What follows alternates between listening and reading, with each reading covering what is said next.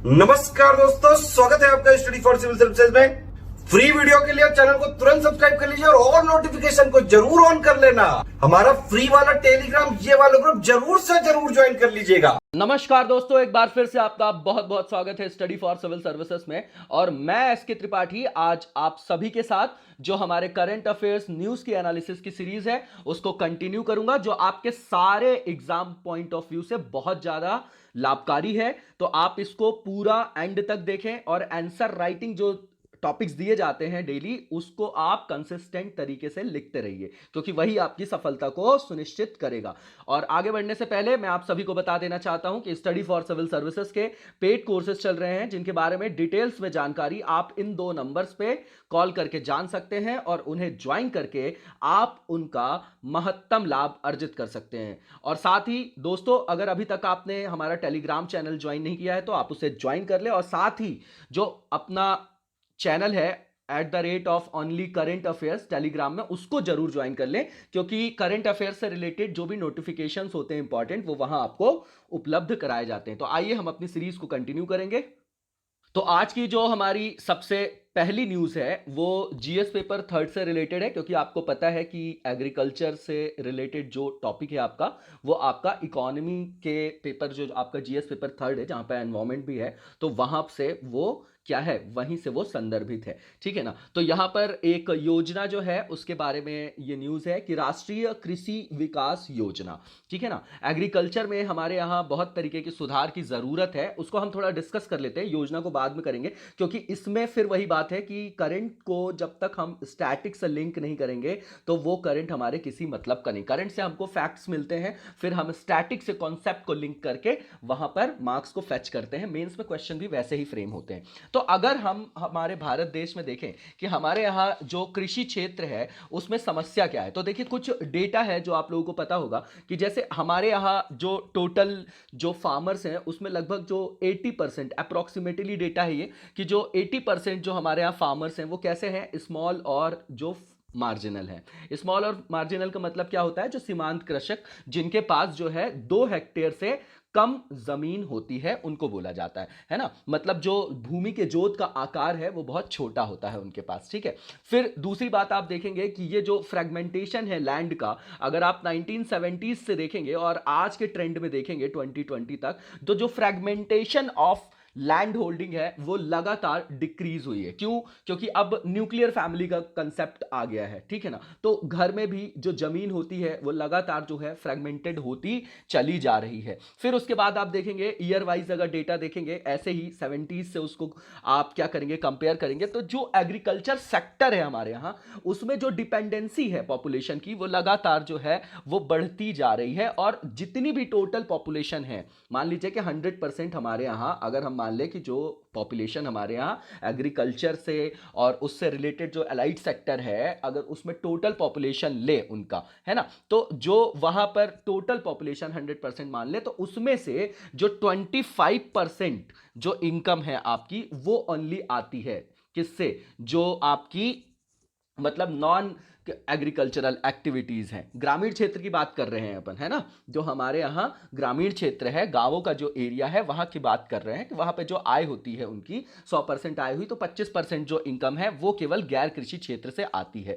और ग्रामीण क्षेत्रों की बात करें तो वहां पर 40% जो है वो जो पॉपुलेशन है वो गैर कृषि क्षेत्र में। बाकी जो 60% बच गई पॉपुलेशन, वो किस पे डिपेंडेंट है, डायरेक्ट जो है आपका एग्रीकल्चर सेक्टर से किस मतलब डिपेंडेंट है। अब समझिए कि हमारे यहाँ जैसे सिंचाई सुविधा है, तो अगर हम बात करें तो जो हमारे यहाँ आज भी डिपेंडेंसी है मानसून पर, जो डिपेंडेंसी है हमारे यहाँ, वो लगभग जो है 60% है। ठीक है ना। तो 60% जो एरिया है उसको कौन फीड कर रहा है, वहां कौन सिंचाई के लिए उपलब्ध करा रहा है, मतलब इरिगेशन के लिए जो पानी की सुविधा चाहिए वो आपका मानसून से, है ना। तो बचे कितने, 40% ही है। तो जो हमारे यहाँ इंफ्रास्ट्रक्चर है इरिगेशन वगैरह का, वो आप देख रहे हैं कि उसमें लगातार सरकार काम कर रही है, लेकिन अभी भी जो है मतलब यथोचित रूप में जितना चाहिए, जितनी आपको नीड है, उस तरीके का इंफ्रास्ट्रक्चर हमारे यहां डेवलप नहीं है। इसी तरीके से अगर एग्रीकल्चर सेक्टर में आप ग्रोथ देखेंगे लगातार, ठीक है ना, 2003 से अगर 2013 का डेटा ले लें हम, अगर डिकेड की बात करें,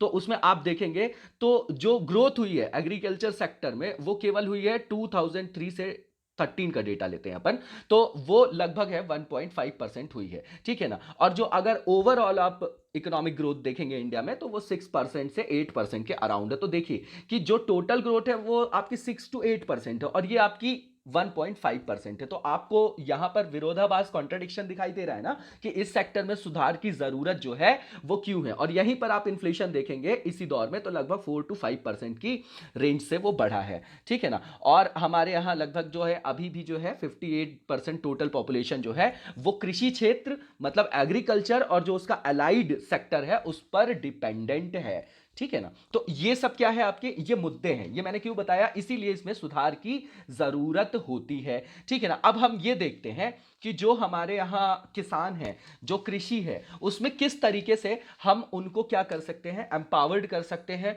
और जो एग्रीकल्चर में कंसर्न है उसके कारण क्या है। तो इसको जब आप कभी भी लिखिए तो इसको दो पार्ट में आप डिवाइड कर सकते हैं कि एग्रीकल्चर में जो भी प्रॉब्लम्स हैं उसके कारण क्या है, उसके संकट के कारण क्या है। तो एक तो आपका नेचुरल रीजन हो जाएगा, और एक आपका हो गया मैन मेड। तो नेचुरल में तो आपको पता है, जैसे नेचुरल कैलिमिटीज वगैरह होती है कि कहीं पर फ्लड आ गया, जैसे अभी आप देख रहे हैं नॉर्थ ईस्ट साइड में बाढ़ आ गई है ना, सुनामी आ गई आपकी, फिर आपकी साइक्लोन की बात कर लें अपन, है ना, मानसून जो है डेफिसिट हो गया, मानसून के कारण जो है कहीं बहुत कम बारिश हो जाती, कहीं बहुत ज़्यादा हो जाती है ना, जिसको अतिवृष्टि और अनावृष्टि बोलते हैं। अब आते हैं मैन मेड में, है ना, जो मेन प्रॉब्लम है आपकी। तो ये जो मैन मेड है आपकी, ठीक है ना, हालांकि अब नेचुरल भी जो रीज़न है आपके कारण है, वो भी जो मैन मेड रीजंस है, ओवर एक्सप्लॉइटेशन जो है कैरिंग कैपेसिटी से ज़्यादा, उसके कारण वो उसको भी ड्राइव कर रहे हैं। तो अब मैन मेड में देखिए, जैसे पॉलिटिकल इशू ले लीजिए उसमें, ठीक है, उसको बांट दीजिए, इकोनॉमिक में बांट दीजिए, फिर उसके बाद उसको सोशल में बांट दीजिए। आप देखिए इस तरीके से बाइफरकेशन से आपको पॉइंट्स जो है वो अलग अलग कर पाते हैं आप। तो पॉलिटिकल में जैसे देखेंगे एमएसपी का इशू आप रोज हमेशा सुनते होंगे, है ना, मिनिमम सपोर्ट प्राइस की बात सुनते होंगे आप, ठीक है। फिर बजट में जो बात होती है कि भैया इस सेक्टर में जो है कितनी फंडिंग जो है की जा रही है, वो जो है एक रेशो से कम है, उस वो अभी क्या है, पर्याप्त नहीं है, सफिशिएंट नहीं है ना, बजट में जो फंड एलोकेशन। उसके बाद आप देख ही रहे हैं कि जो हमारे यहाँ अब तो खैर ई नैम की बात होने लग गई, क्योंकि पहले जो है हमारे एपीएमसी के रिफॉर्म की बात होती थी। और चौथी बात यह है कि जो एग्रीकल्चर है आपका, वो स्टेट लिस्ट का क्या है, विषय है, ठीक है ना, राज्य सूची का विषय है, जो आपका पता है ना कि 7 शेड्यूल के अंदर 3 पार्ट में बांटा गया है आपको, यूनियन लिस्ट है, स्टेट लिस्ट है और आपकी कॉन्करेंट लिस्ट है। तो ये स्टेट लिस्ट की है। अब जब स्टेट लिस्ट में होगी तो तरह तरह के जो रूल्स होंगे वो डिफर करेंगे, है ना, सारे राज्यों में। तो ये समस्या पॉलिटिकल हो गई। उसके बाद इकोनॉमिकल देखिए आप, तो इकोनॉमिकल क्या समस्या है, जैसे मार्केटिंग की समस्या है। मार्केटिंग के बाद की बात करें अगर अपन, तो जो कृषि, जो भी एग्रीकल्चर के लिए इनपुट्स की बात करते हैं, अभी मैं वो भी ब्रीफ करूंगा आपको, ठीक है ना। एग्रीकल्चर के लिए जो इनपुट्स की बात करते हैं उसका जो प्राइस है वो कंपैरेटिव ज्यादा है। सोशल में देखिए, सोशल में जो हमारे यहाँ सोशल एटीट्यूड है एग्रीकल्चर को लेके, आप देखिए कि कौन सा व्यक्ति, हम और आप में से कौन सा व्यक्ति उसके लिए मोटिवेटेड है कि हम जाके किसानी करें या कृषि करें या एग्रीकल्चर से रिलेटेड कोई काम करें। नहीं करते, हम गवर्नमेंट सेक्टर की प्रिपरेशन करते हैं। क्यों? क्योंकि मोटिवेशन नहीं है कि उस सेक्टर के लिए, ठीक है ना, उसको हे दृष्टि से देखा जाता है। तो एक सोशल एटीट्यूड है हमारे यहाँ ये। दूसरी चीज ये कि जो सोशल, जो जैसे आप कम्युनिटी फार्मिंग के बारे में सुनते हैं, तो उसको लेके वहां पर अवेयरनेस नहीं है और उसमें कोऑर्डिनेशन नहीं है, ठीक है ना। और सोशल अवेयरनेस की तो बात है ही, और जो सबसे बड़ी बात है वो हमारे यहाँ डाइवर्सिफिकेशन नहीं है। डाइवर्सिफिकेशन नहीं है मतलब देखिए, जहां पर आप जैसे पंजाब वाला एरिया देखिए, ठीक है ना, पंजाब वाला एरिया देखिए आप, हरियाणा वाला एरिया देखिए आप, तो वहां पर क्या है, जो वहां की जमीन है वो किसके लायक है कि वहां पर गेहूं की खेती की जाए, है ना, गेहूं की खेती की जाए। लेकिन वहां पर क्या है कि चावल की खेती की जाती, क्योंकि वहां पर इरिगेशन की पर्याप्त सुविधाएं जो हैं वो उपलब्ध है ना। जो मतलब हमारे यहाँ जो ग्रीन रिवॉल्यूशन हुआ उसका सबसे ज्यादा फायदा जो है वेस्टर्न यूपी और पंजाब हरियाणा वाले क्षेत्र को हुआ। तो वहां इरिगेशन की सुविधा, तो ओवर वहां पर क्या किया जाता है, इरिगेशन किया जाता है। तो उससे क्या हो रहा है, वहां की जो पूरी जो सॉइल है वहां पर लीचिंग की जो है वहां पर समस्या जो है अब देखी जा रही है। और जो जमीन एक बार दलदली हो गई ना, उसको ठीक होने में बहुत समय लगता है, हजारों वर्ष लग जाते हैं उस चीज में, ठीक है ना। तो ये कुछ मैंने क्या बताया आपको, कारण बताया है। और एक सोशल रीजन में एक सबसे बड़ा रीजन देखेंगे आप कि जैसे कोई एग्रीकल्चर कर रहा है ना, लेकिन वो एग्रीकल्चर के साथ जो है आपका वो सोशल रीजन आप देखेंगे तो वहां पर वो एनिमल हस्बेंड्री को उससे बैलेंस नहीं करता, क्योंकि एग्रीकल्चर तो सीजनल है ना आपका बिजनेस। तो भैया जब वो सीजन नहीं रहेगा तो उसके सब्स्टिट्यूट के लिए, मतलब इनकम के लिए डाइवर्सिफिकेशन जरूरी है। तो हमारे यहाँ डाइवर्सिफिकेशन की जो है कमी है। तो ये कुछ पॉइंट्स मैंने बताए। अब इसको लेके चाहे आप ऐसे लिख दीजिए और चाहे आप उसमें कुछ भी लिख दीजिए, आंसर लिख दीजिए, जितना आपको जितने शब्दों में बोला जाए उसमें। तो इसमें सुधार के लिए बहुत सारी आपने जो है योजनाएं पढ़ी होंगी, जैसे ई नैम पढ़ा होगा आपने, प्रधानमंत्री जो फसल बीमा योजना है। ये सब क्यों कर रहे हैं हम? क्योंकि 2022 तक का हमारा क्या टारगेट है, जो आपका 2016-17 के बजट में बोला गया था ना, गवर्नमेंट ऑफ इंडिया ने टारगेट किया था कि हमारे फार्मर्स की जो आपकी इनकम है उसको हम डबल कर देंगे। आप देखते हैं कि विदर्भ वाले इलाके में बहुत सारे जगह में, अब तो पंजाब हरियाणा में भी आपको किसानों की जो है वो सुसाइड की जो केसेस हैं वो आपको सुनाई दे जाते होंगे। ठीक है, तो इसके लिए बहुत सारे जो है इनिशिएटिव्स लिए गए हैं गवर्नमेंट के द्वारा, जैसे ई नाम है आपका, प्रधानमंत्री फसल बीमा योजना है, फिर संपदा स्कीम है ना, फूड प्रोसेसिंग से रिलेटेड है, फिर कृषि सिंचाई योजना है आपकी, फिर एक्सटेंशन सर्विस है, मतलब जो सर्विसेज है वहां पर क्या फार्म टू लैब बोला जाता है, मतलब R&D के लिए उनको क्या करना, प्रमोट करना और उनको वैसे लोगों से इंटरेक्शन करवाना। फिर आप सॉइल हेल्थ कार्ड देखते हैं कि भैया जिस तरीके की जमीन हो, एग्रो क्लाइमेटिक रीजन के हिसाब से आपको वहां पर खेती की जानी चाहिए। ठीक है ना। अब फर्टिलाइजर रिफॉर्म आप देख ही रहे हैं, फिर इसमें आईसीटी का यूज करने की बात कर रहे हैं, आईसीटी का यूज करने की बात कर रहे हैं, फसल बीमा योजना में भी ये बात की जा रही है। उसके बाद आप राष्ट्रीय गोकुल मिशन देख रहे हैं, क्योंकि ये एनिमल हस्बेंड्री से रिलेटेड है, जो आपका डाइवर्सिफिकेशन लाएगा तो इनकम बढ़ाएगा। उसके बाद आप देखेंगे तो क्रेडिट जो है वो आपकी फैसिलिटी दी जा रही है, सब मैं योजना बता रहा हूं। फिर फाइनेंशियल इंक्लूजन भी इसी से रिलेटेड है, लैंड जो आपकी लीजिंग रिफॉर्म है। ठीक है, फिर नॉर्थ ईस्ट के लिए जो आपका किसकी बात की जा रही, ग्रीन रिवॉल्यूशन की, फिर आपका जैविक कृषि की बात की जा रही है, और फाइनेंशियल इंक्लूजन भी उसी के अंतर्गत आ जाएगा, और हॉर्टिकल्चर मिशन वगैरह भी आप देख सकते हैं। तो अब हम देखते हैं कि फार्मर्स को जो इनकम डबल करने की बात है, हम कैसे उसको डील करें। इतनी सारी योजना जो है हमको कंफ्यूज कर देती, तो हम उसको फिर बाइफरकेट कर लेंगे। सबसे पहला कि इनकी जो इनकम है उसको बढ़ाया कैसे जाए, आप सोचिए, खुद ही सोचिए इसको कि कैसे बढ़ाया जाए। और इनकम बढ़ाने के लिए फार्मर की करना क्या पड़ेगा, दो ही चीज है कि एक तो आप प्रोडक्शन बढ़ा दीजिए,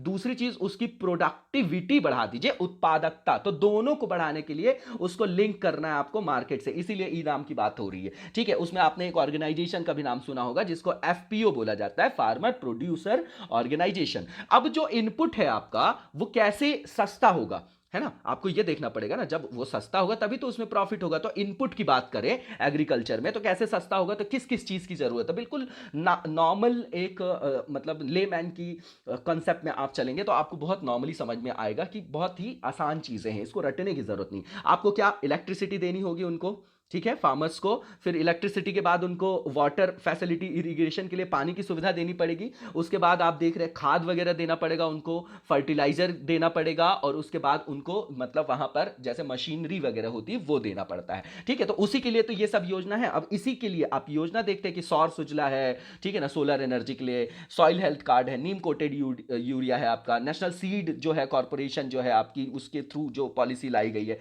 फिर माइक्रो इरिगेशन की बात की जा रही है, माइक्रो इरिगेशन में आप ड्रिप और स्प्रिंकल पढ़ते हैं, क्यों, क्योंकि जो उसमें है वो टारगेटेड एरिया पे वहां पर सिंचाई किया जाता है, तो उससे वाटर कंजर्वेशन भी होता है और लीचिंग वगैरह की भी समस्या नहीं होती है। इसी के अंतर्गत आप देखते हैं लॉजिस्टिक्स की बात करते हैं अपन, उसी के अंदर आप जीएसटी रिफॉर्म को भी उससे लिंक कर सकते हैं। ठीक है ना, कोल्ड स्टोरेज की, मेगा फूड पार्क स्कीम की बात करते हैं, क्योंकि मान लीजिए कोई गांव में कोई फार्मर है, उसने अगर टमाटर उगाया, टोमेटो उसने उगाया, पेरिशेबल फूड्स के अंदर आ जाते हैं ये दूध और टोमेटो जो जल्दी खराब हो जाते हैं, तो कोल्ड स्टोरेज की जरूरत होती है। अब टोमेटो उसने उगाया और अगर वो मंडी में बेचने जा रहा है तो उसको कितना रेट मिल रहा है, 1 रुपए पर केजी के हिसाब से, 2 रुपए पर केजी के हिसाब से। लेकिन अगर वहीं पर उनको प्राइमरी लेवल पे आप जैसे मेगा फूड पार्क स्कीम के थ्रू जो है हब एंड स्पोक मॉडल था, तो उसके अंतर्गत अगर प्राइमरी लेवल पे वहां पे प्रोसेसिंग हो जाए तो, और अगर उस टमाटर से सॉस बनाया जाए, तो आप देखते हैं सॉस जो हम खरीदते हैं उसकी वैल्यू कितनी ज्यादा होती है और कितने दिनों तक उसको आराम से बेचा जा सकता है। तो इसी गैप को खत्म करने के लिए जो हमारी गवर्नमेंट ऑफ इंडिया है वो इनिशिएटिव ले रही है। अब इसके अलावा तीसरा जो बाइफर्केशन है वो आप करिए, मतलब अल्टरनेट सोर्स ऑफ क्या, इनकम, किसके लिए, फार्मर्स के लिए, मतलब डाइवर्सिफिकेशन ऑफ इनकम के लिए क्या करना। तो आप देख रहे हैं हॉर्टिकल्चर में बहुत अच्छा मतलब ग्रोथ भी देखने को मिल रही है, नॉर्थ ईस्ट का तो बहुत अच्छा कंट्रीब्यूशन है उसमें। उसके बाद जो है इंटीग्रेटेड फार्मिंग सिस्टम की बात कर रहे हैं, उसमें क्या होता है इंटीग्रेटेड फार्मिंग सिस्टम में कि फूड क्रॉप्स के साथ आप क्या करोगे, कैश क्रॉप्स को भी वहां पर प्रोड्यूस करने के लिए उनको मोटिवेट करोगे। उसी के साथ आप डेयरी फार्मिंग की बात करोगे, डेयरी फार्मिंग की बात करोगे, एनिमल हस्बेंड्री की बात करोगे और मुर्गी पालन की बात करोगे। ठीक है, तो कुछ मैंने स्टैटिक बताया, आपको एक आइडिया दिया है कि किस तरीके से हमारे यहाँ जो है वो समस्या है कृषि के लिए, और उसी के क्रम में उसी के क्रम में यहां पर ग्रेजुअली जो डेवलपमेंट, जो इनिशिएटिव्स लिए जा रहे हैं, उसी के अंतर्गत ये आपका राष्ट्रीय कृषि विकास योजना है। अब क्यों लाया गया होगा ये, तो ये वही है कि जो आपका एग्रीकल्चर है और जो उसका अलाइड सेक्टर है, उसके कॉम्प्रिहेंसिव डेवलपमेंट के लिए, उसको इंश्योर करने के लिए, होलिस्टिक डेवलपमेंट के लिए ये स्कीम लाई गई थी आपकी 2007 में। और इसको अम्ब्रेला स्कीम, अम्ब्रेला का मतलब ये होता है कि हर एक लेवल पे मतलब कोई भी जो विकास करना है उसके हर एक स्तर पर अगर वो योजना कार्यरत की जा रही है, उसको सबमर्ज करके इंटीग्रेट किया जा रहा है, तो उसको अम्ब्रेला स्कीम बोला जाता है। जैसे एनवायरमेंटल प्रोटेक्शन जो एक्ट है 1986 का, उसको भी अम्ब्रेला बोला जाता है ना। तो ये टर्मिनोलॉजी से अपने को घबराना नहीं है। तो ये जो है आपका, इसमें क्या किया जाएगा, तो इसमें जो है आपका जो स्टेट्स हैं आपके, ठीक है, और स्टेट्स को जो एग्रीकल्चर है और उनका जो अलाइड सेक्टर है, उसमें जो आपका पब्लिक इन्वेस्टमेंट है और उसको प्रमोट करने के लिए ये जो स्कीम थी वो लॉन्च की गई थी। ठीक है ना। अब इसके कंपोनेंट जो है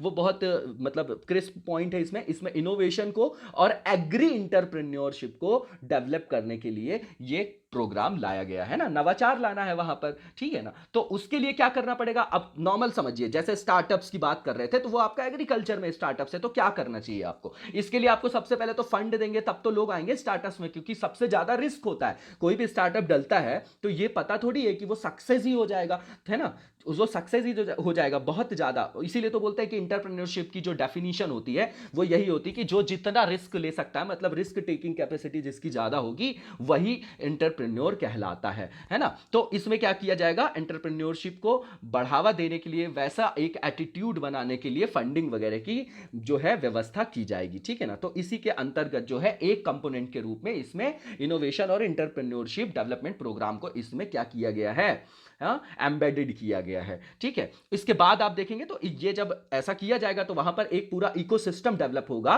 किसका, जो फाइनेंशियल सपोर्ट दिया आपने, है ना, नर्चर किया आपने इस तरीके से, तो इंक्यूबेशन जो इकोसिस्टम है, एक पूरा ऐसा इकोसिस्टम डेवलप हो जाएगा जो इनोवेशन से रिलेटेड होगा। तो जो एग्री इंटरप्रेन्योरशिप है उसको क्या होगा, प्रमोट कर पाएंगे वो। ठीक है ना। इसके अंतर्गत आप देखेंगे तो जो आपका मिनिस्ट्री ऑफ एग्रीकल्चर है, उसने फंडिंग के लिए जो स्टार्टअप्स हैं under the innovation of and agri entrepreneurship component of Rashtriya Krishi Vikas योजना इन 2021, तो सेम बात है वो। ठीक है, उसी के लिए उन्होंने डिसीजन लिया है। इसके बाद आप देखेंगे तो इसमें कई तरीके के स्टार्टअप्स की कैटेगरीज रखी गई है, जैसे एग्रो प्रोसेसिंग, क्योंकि अभी अपन ने देखा फूड प्रोसेसिंग की बात, जो मैंने टमाटर से, टोमेटो से आपके सॉस की बात बताई एग्जाम्पल रख के। उसके बाद आर्टिफिशियल इंटेलिजेंस का यूज करना है। ठीक है ना। फिर डिजिटल एग्रीकल्चर फार्म मैकेनिज्म की बात कर रहे हैं, मैकेनाइजेशन की बात कर रहे हैं, मतलब डिजिटल एग्रीकल्चर की बात कर रहे हैं, क्योंकि उससे ट्रांसपेरेंसी आएगी, जमीन के बारे में जानकारी, है ना, वहां पर किस तरीके, जैसे आप फसल बीमा योजना में देख रहे हैं ना, जो आपकी फसल बीमा योजना है आपकी, उसमें बोला जा रहा है कि भैया जो आपको क्लेम मिलेगा वो कैसे मिलेगा, कि वो आपको जीपीएस से कनेक्टेड होगा, तो वो कलर चेंज हो जाएगा तो पता चल जाएगा कि वहां पर फसल खराब हुई है कि नहीं। तो उससे क्या है कि जो मतलब किसी तरीके का वहां पर किसी तरीके का करप्शन ना किया जा सके, और ट्रांसपेरेंसी भी उससे इंश्योर होगी, इसलिए वो वैसी बात कर रहे हैं। उसके बाद फार्म का मैकेनाइजेशन जो है वो बहुत जरूरी है, यांत्रिकरण जिसको बोल रहे हैं। उसके बाद वेस्ट टू वेल्थ की बात कर रहे हैं, कि जो एग्रीकल्चरल जो वेस्ट होता है उसको किस तरीके से हम यूज कर सकते हैं। जैसे आप हरियाणा, पंजाब, वेस्टर्न यूपी में देख रहे हैं ना, पराली जलाने वाला जो आपको केस दिखाई दे रहा है, तो वो वेस्ट है, तो अब वो वेस्ट से किस तरीके से वेल्थ बनाया जाए, वैसा एग्जाम्पल है। उसके बाद डेयरी, फिशरीज जो है वही सब है, तो मुद्दे वही रहते हैं, चेंज नहीं होते, उसी को लेके स्कीम लॉन्च की जाती है। इसके बाद इसमें कंपोनेंट और देखेंगे आप, तो जो आपका इसमें कुछ प्रोविजन किए गए हैं फंडिंग की, उसकी बात है कि जो एग्रीप्रेन्योरशिप के लिए जो ओरिएंटेशन है, उसमें 2 मंथ की ड्यूरेशन के लिए मंथली जो स्टाइपेंड मिलेगा, है ना, मेंटरशिप के लिए मेंटरशिप भी प्रोवाइड किया जाएगा, और फंडिंग मिलेगी उनको 10,000 पर मंथ के हिसाब से, है ना, 2 मंथ के ड्यूरेशन के लिए। इसके बाद जो सीड स्टेज में फंडिंग होगी, ठीक है ना, इंक्यूबेटर्स को, मतलब इंक्यूबेट्स के लिए जो है उनको दिया जाएगा, वो 25 लाख दिया जाएगा। ठीक है। और फंडिंग है अप टू है, ये ध्यान दीजिएगा, कैच पॉइंट है, अप टू 25 लाख तक। इसमें क्या है, 85% आपका ग्रांट है। ग्रांट का मतलब ही यही होता है कि भैया वो अनुदान है, उसको वापस नहीं लिया जाएगा, और 15% जो है कंट्रीब्यूशन उसमें जो भी इंक्यूबेट्स होंगे वो करेंगे उसमें। ठीक है ना। तो ये कुछ फैक्ट्स हैं इसके बाद आप देखेंगे तो इसमें जो आइडिया प्री सीड जो स्टेज फंडिंग है एग्रीप्रेन्योर्स के लिए, जो वहां के आपके जो भी वहां पर एंटरप्रेन्योर्स जाएंगे एग्रीकल्चर सेक्टर में, उनको फंडिंग जो है अप टू 5 लाख मिलेगा। इसमें आपका 90% ग्रांट है और 10% का कॉन्ट्रीब्यूशन जो है वो आपका इंक्यूबेट्स करेंगे। ठीक है, इसके अलावा जो है ये जो आपका कैबिनेट है उसने अप्रूव किया है इसको, मतलब continuation of the ongoing central sponsored scheme की बात की है। देखिए जो स्कीम होती है ना वो 3 तरीके की होती है, आपको पता होगा कि जैसे सेंट्रली स्पॉन्सर्ड होती है और जो आपका सेंट्रल सेक्टर स्कीम होती है ना, ये 2 तरीके के बाइफर्फिकेशन है। तो जो सेंट्रल स्पॉन्सर्ड जो स्कीम होती है वो स्टेट लिस्ट की बात करती है, वो स्टेट लिस्ट में होती है। इसमें सेंट्रल गवर्नमेंट किसी रेशो में फंडिंग करती है और इसका इंप्लीमेंटेशन जो है आपका स्टेट करता है। और सेंट्रल सेक्टर की बात करें तो ये स्टेट लिस्ट में नहीं है और ये अधिकांशता जो है सेंट्रल लिस्ट की इसमें सब्जेक्ट होते हैं और 100% जो फंडिंग है सेंट्रल गवर्नमेंट करती है, इंप्लीमेंटेशन भी उसका सेंट्रल गवर्नमेंट करती है। इसीलिए यहां पर लिख दिया गया है कि ये स्टेट की स्कीम है, इसको ऐसे समझिएगा आप, है ना। उसमें फिर और भी बाइफर्केशन है, core of the core, core optional. ज़्यादा डिटेल में नहीं जाएंगे, लेंदी हो जाता है वीडियो, तो मतलब वहां पर कमेंट देखने को मिलता है मुझे कि लेंदी हो गया है वीडियो, ठीक है ना। तो इसको यहाँ पर थोड़ा सा हम लिमिटेड करेंगे, ठीक है। तो यहाँ पर फैक्ट्स देख लेते हैं। इसी के लिए इसमें जो ये स्कीम है इसके अंतर्गत जो है आपका RKVY रफ्तार की बात की जा रही है, जो राष्ट्रीय कृषि विकास योजना है।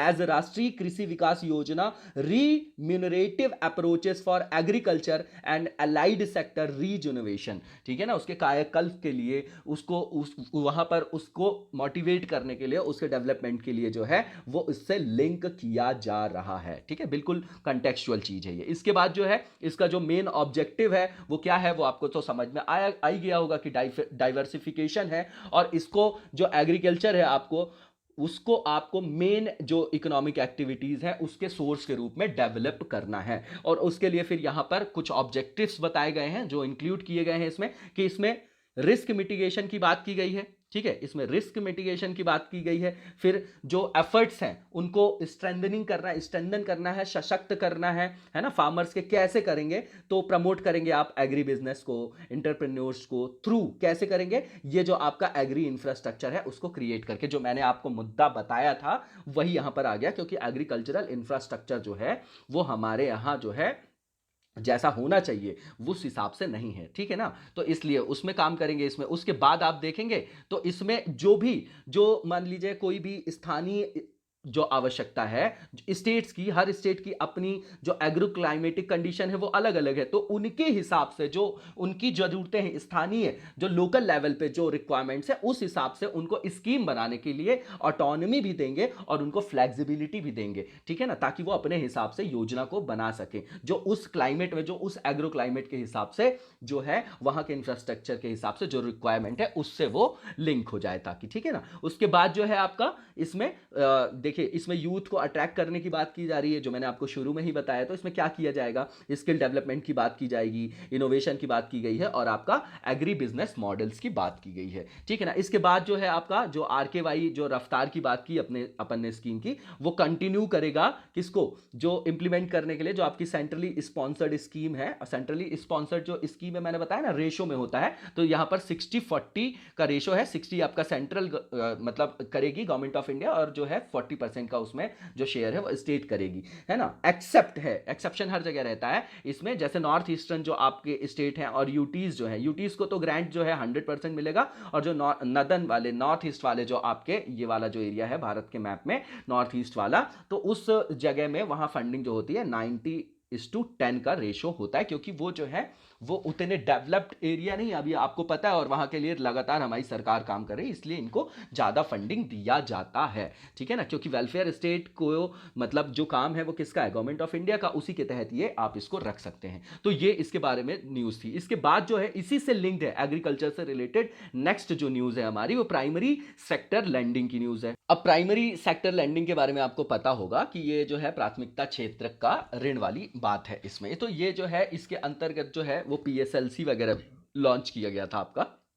ठीक है ना, PSLC वगैरह भी लॉन्च किया गया था, जिसमें प्राइमरी सेक्टर लैंडिंग सर्टिफिकेट की बात भी करेंगे अपन। तो देखिए सबसे पहली बात यह है कि प्राइमरी सेक्टर लैंडिंग की बात क्या है, मतलब जिसको प्रायोरिटी सेक्टर में रखा जाएगा ना, प्रायोरिटी सेक्टर मतलब लैंडिंग है ये, सॉरी प्राइमरी बोल दिया मैंने। प्रायोरिटी सेक्टर लैंडिंग का मतलब क्या, प्राथमिकता, किसी चीज को प्रायोरिटी देना। प्रायोरिटी मतलब क्या, क्यों भैया उसकी जरूरत होगी तो उसको सबसे पहले वहां पर प्रायोरिटी पे रखना, ठीक है ना। तो रिजर्व बैंक ऑफ इंडिया जो है उसने असाइन किया है आपका PSL, ये याद रखिएगा, नॉर्मल सा ये फैक्ट है कि आरबीआई ने जो है इसको मतलब क्या किया है, मतलब रखा है, ठीक है ना। और इसमें जो है कुछ चेंजेस भी हुए हैं, तो मतलब पहले ही हो चुके हैं आपके चेंजेस, तो उसकी भी बात करेंगे अपन यहाँ पर। तो यहाँ पर ये बोला जा रहा है कि जो reserve bank of India has assigned PSL status to India's startup sector, मतलब जो हमारा स्टार्टअप सेक्टर है ना, उसको भी वो प्राइमरी सेक्टर जो है आपका लेंडिंग के रूप में वहां पर ला रहे हैं। उसमें हो गया क्या है, नॉर्मली समझिए कि जो बैंक्स वगैरह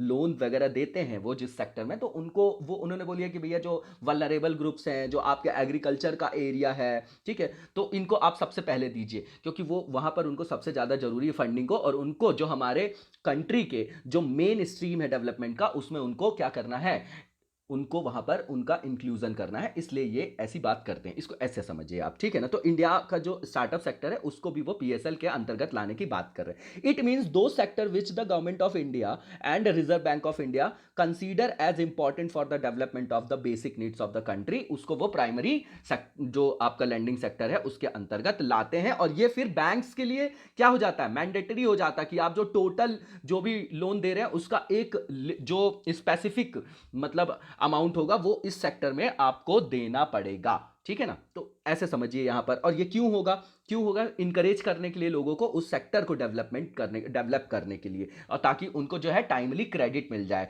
है ना। जब उनको क्रेडिट मिलेगा तभी तो वो किसी क्षेत्र में अपना निवेश वगैरह कर पाएंगे, ठीक है ना, पर्याप्त रूप से, तो वो सेक्टर डेवलप हो पाएगा, ऐसे समझिए इसको। इसके बाद जो है आरबीआई की बात करें अगर अपन, तो उन्होंने स्टार्टअप्स को मतलब क्रेडिट देने के लिए, ऋण देने के लिए ये जो स्कीम चालू की गई है, ये बहुत पॉजिटिव जो है एक कदम माना जा रहा है, ठीक है। क्योंकि जो स्टार्टअप्स के लिए सबसे बड़ी जो समस्या है वो फंडिंग की है। जब फंडिंग ही नहीं होगी तो वो किसी तरीके का रिस्क नहीं ले पाएंगे, इसीलिए लोग अपने आइडिया को ड्रॉप कर देते हैं, और फिर वो गवर्नमेंट सेक्टर के लिए, हमारे यहाँ जो मैक्सिमम मोटिवेशन है वो सिर्फ किसके लिए है, गवर्नमेंट सेक्टर के लिए, इसीलिए तो कंपटीशन इतना ज्यादा है। आप वेस्ट साइड में जाओगे तो वहां पर जॉब की बात नहीं करते, वो स्टार्टअप्स की बात करते हैं, ठीक है ना। एलन मस्क जी लोगों का नाम तो आप सुन ही रहे होंगे, ठीक है ना। इसके बाद आप देखेंगे कि ये क्यों किया जा रहा है, तो इसीलिए ताकि उनको आसानी से ऋण प्राप्त हो जाए, इजीली जो है उनको लोन मिल जाए, ठीक है ना, और उनको ज़्यादा जो है कॉम्प्लेक्सिटी ना हो वहाँ पर, ठीक है ना। क्यों, क्योंकि जो इंडियन इंटरप्रेन्योर्स हैं हमारे यहाँ जो भी हैं, जैसे आप वेंचर कैपिटल वगैरह आपने सुना होगा, है ना, जो अल्टरनेट इन्वेस्टमेंट फंड जो 2012 का था उसके अंतर्गत आप सुना होगा ना आपने किस किस तरीके की फंडिंग होती है। तो इसमें जो है वो जो सबसे बड़ी हमारे यहाँ चुनौती है वो फंडिंग के है, इसलिए जो है ये इस तरीके की इनिशिएटिव आरबीआई ने लिया है कि वो हमारे यहाँ जो स्टार्टअप का एक मतलब पूरा इकोसिस्टम है उसको वो बना के उसको प्रमोट कर सके, तो हमारे यहाँ एटीट्यूड भी चेंज हो, है ना। बोलते हैं ना कि भैया अगर आप तैयारी कर रहे हो तो उसका कुछ बैकअप भी होना चाहिए। क्यों, क्योंकि हमको डर लगता है कि यहाँ नहीं होगा तो फिर दूसरी जगह कैसे, मतलब हम कैसे जीवन जिएंगे। लेकिन वहां पर याद रखिए कि अगर आपकी कैपेसिटी बिल्डिंग हो गई, पूरा यूपीएससी कैपेसिटी बिल्डिंग पे है। यहाँ पर कमेंट में मैं रोज देखता हूँ कि ये किस पेपर से है, किस पेपर से, मैंने आपको बोला कि मैं वहां पर मेंशन करता हूं आप सिलेबस को मगअप कर जाइए, ठीक है ना। वो क्वेश्चन अगर आपके कंसेप्ट क्लियर है ना तो आपको क्वेश्चन डील करने में प्रॉब्लम नहीं होगी। ये कैपेसिटी बिल्डिंग है, जब आप मेंस के पेपर में बैठेंगे तो वहां पर अनएक्सपेक्टेड क्वेश्चन आना ही है, तो अपने हमको पूरे माइंड को इस तरीके से नर्चर करना है कि हम उसके लिए प्रिपेयर कर ले, है ना। क्योंकि जब आप डीएम बन गए, मान लीजिए आप पार्टी करके रात को 2 बजे सो रहे हैं और 2 बजे फोन आ गया कि दंगा हो गया है यहां पर किसी तरीके का शहर में, तो आप क्या बोलेंगे कि हमको पता नहीं कि किस पेपर से लिंक है। हाँ, आप ऐसा नहीं कर सकते ना। तो वैसे ही वहां पर क्वेश्चन पेपर आता है। इसको, अब ये बहुत इंपॉर्टेंट चीज है, आप जिस दिन मतलब इसको चरितार्थ कर लेंगे ना, आपका सोचने का नजरिया चेंज हो जाएगा। कैपेसिटी बिल्डिंग का ही वो पेपर है, क्योंकि सबके पास जानकारी जो है ऑलमोस्ट सेम होती है, सारे मटेरियल सारे कंटेंट जो है सबके पास होता है, उसको डिलीवर करने से ही सिलेक्शन जो है और रैंक जो है सुनिश्चित होती है। चलिए ज्यादा डिटेल में नहीं जाएंगे, अपन आगे आएंगे इसमें कि ये जो है इसमें वो क्या दिशा निर्देश है जो आपके वो दिए गए हैं आरबीआई के द्वारा। तो आरबीआई ने जो गाइडलाइंस बनाई है इसमें बोला है कि जो 40% टोटल शेड्यूल्ड कॉमर्शियल बैंक्स की बात कर रहे हैं अपन, है ना, जो आपके शेड्यूल्ड हैं, आरबीआई जो एक्ट है उसके अंतर्गत जो शेड्यूल्ड होते हैं बैंक, उसकी बात कर रहे हैं, उसके लिए गाइडलाइंस है। तो बोला गया है कि जो भी आपके कमर्शियल जो मतलब बैंक है वो क्या करेंगे, 40% जो अपना टोटल नेट बैंक क्रेडिट है शुड गो टू जो आपकी प्राइवेट जो भी आपका प्रायोरिटी सेक्टर है उनके लिए जाएगा। तो बिल्कुल ठीक है, 40% का जो है जो आपका प्रायोरिटी सेक्टर लेंडिंग है उसके लिए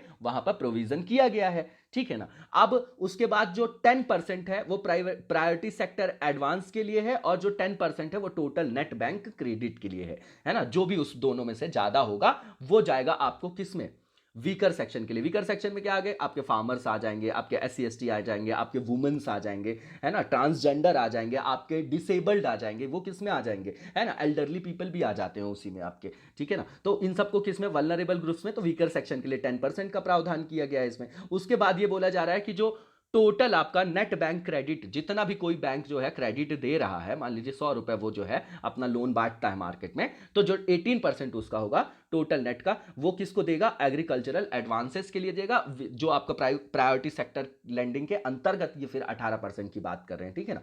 तो विद इन द 18% टारगेट जो है वो एग्रीकल्चर का है, और a target of 8% of adjusted net bank जो है आपका नेट बैंक क्रेडिट, मतलब जो एडजस्टेड नेट बैंक क्रेडिट के लिए वहां पर 8% का समायोजित करने के लिए जो है वो यहां पर वो प्रावधान रखा गया है, ठीक है ना। अब इसके अलावा आप देखेंगे इसमें तो जो आपका है ये जो है इसको ये भी बोला जा रहा है, इसको ऐसे भी कि क्रेडिट इक्विवेलेंट जो अमाउंट है, जो ऑफ बैलेंस शीट का एक्सपोजर है, उसमें जो भी whichever is higher is prescribe for small marginal farmers to be achieved in a phased manner. तो ठीक है, ये फंडिंग की जो बात हो रही है उसमें से ये जो स्पेसिफिक आपका परसेंटेज है वो आपका किसके लिए है, मार्जिनल और स्मॉल फार्मर्स के लिए। मैंने शुरू में ही आपको बता दिया कि 80% जो टोटल फार्मर्स हैं हमारे यहाँ, टोटल में से 100% में से 80% की बात करें तो स्मॉल और मार्जिनल फार्मर्स है। उसके बाद अगर अपन देखें तो इसमें 7.5% का जो प्रावधान किया गया है, प्रोविजन किया गया है, वो ANBC के लिए, वो जो एडजस्टेड नेट बैंक क्रेडिट की बात कर रहे हैं, और इसको ये भी बोल सकते हैं आप कि सिंक्रोनस अमाउंट जो है आपका ऑफ बैलेंस जो आपका एक्सपोजर है उसके लिए इसको रखा जाएगा, उस दोनों में से जो भी ज्यादा होगा तो दिया जाएगा। ये बिल्कुल फैक्ट वाली बात हो गई आपकी, ठीक है ना। अब इसमें क्या है, PSL की जरूरत क्या है, ये तो आपको समझ में आ गया ना कि इंक्लूसिव ग्रोथ के लिए, फाइनेंशियल इंक्लूजन के लिए, जिसमें वीकर सेक्शन को वहां पर क्या किया जाए, मतलब डेवलपमेंट के मेन स्ट्रीम में लाया जा सके, जो सोसाइटी के वीकर सेक्शन है। इसमें पर्टिकुलरली जो बात करते हैं एग्रीकल्चर सेक्टर की, और अब उसमें स्टार्टअप्स की भी बात कर रहे हैं। इसके अलावा आप इसमें MSMEs जो है आपका, माइक्रो स्मॉल और मीडियम जो भी एंटरप्रेन्योरशिप जो आप देखते हैं एंटरप्रेन्योर हैं, उनको भी क्रेडिट देने के लिए और फंडिंग देने के लिए, फिर इंडस्ट्रियलाइजेशन के लिए, ये मैं इसके ऑब्जेक्टिव्स की बात कर रहा हूं। फिर जो ग्राम स्वराज का हमारा कंसेप्ट है, जैसे खादी ग्राम उद्योग की बात करते हैं, उसको भी डेवलप करने के लिए ये जो है इस तरीके का प्रावधान किया गया है। ये प्राइमरी सेक्टर लेंडिंग के मैं आपको ऑब्जेक्टिव्स बता रहा हूं स्टैटिक में, ठीक है। इसके अलावा जो है SC ST वुमेन्स है, उनको भी क्या करना,